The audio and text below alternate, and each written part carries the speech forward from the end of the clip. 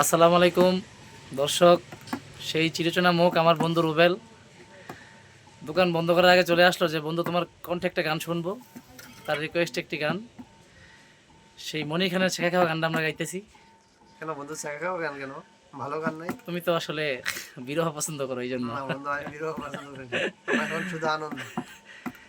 যেন শাশুড়ি না দেখে, যেন ননদি না দেখে, বোরকা জল ছোঁয়া চোখের পানি লেগে আছে, তাতে চিঠি লিখেছে বউ আমার ভাঙ্গা ভাঙ্গা হাতে।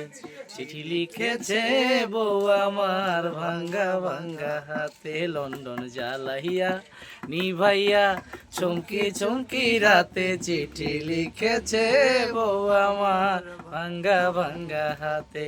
তোমার মনটা লোহায় গড়া, তোমার ইস্পাতের হিয়া, তোমায় বানাইয়াছে বিধি বড় কঠিন পাথর দিয়া। তোমার মনটা লোহায় গড়া, তোমার ইস্পাতের হিয়া, তোমায় বানাইয়াছে বিধি বড় কঠিন পাথর দিয়া।